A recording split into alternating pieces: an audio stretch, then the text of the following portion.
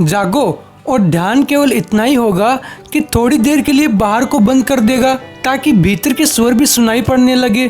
तुमने सुना होगा कि कृष्ण की बांसुरी बजती थी तो गोपियां अपने घरों में काम नहीं कर पाती थी, उनके हाथ पैर डगमगा जाते थे, गगरी छूट जाती थी, मथनी भूल जाती थी और गोपियां मदहोश होकर भागने लगती थी।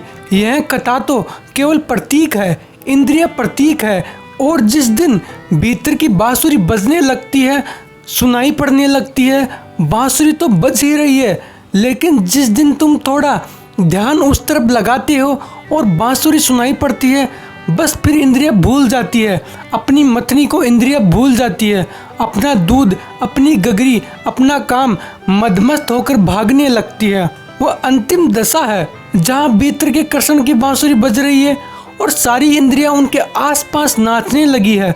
परिधि नाचने लगी केंद्र के पास। इसको हमने रास कहा है। जो कृष्ण नाच रहे हैं और गोपियां चारों तरफ नाच रही है। तुम्हारी हालत उल्टी है, गोपियां भाग रही है और तुम उनके पीछे भाग रही हो। और ध्यान रखे, कोई गोपी उससे राजी नहीं होती है जो उसके पीछे भागता है। तुम भागे गोपी के पीछे कि गोपी गई किसी और के पीछे, कि तुम बेकार हुए। वह तुम्हारा भागना ही बता देता है कि तुम अपने भी मालिक नहीं हो। दूसरे के मालिक होने का हक कहाँ से पाओगे? इंद्रियों के पीछे भागता हुआ आदमी, इंद्रियां भी समझ जाती है कि कैसे बेकार हो तुम, कुछ भी तुम्हारे पास नहीं, तुम शूद्र के लिए भाग रहे हो।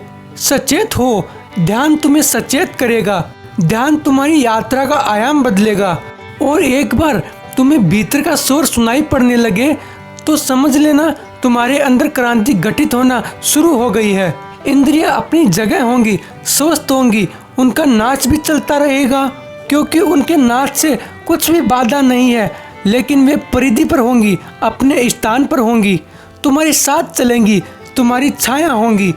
और जिसने भीतर के इस राम को पा लिया, इस भीतर के केंद्र को पा लिया, उसे पाने को फिर कुछ शेष नहीं रह जाता।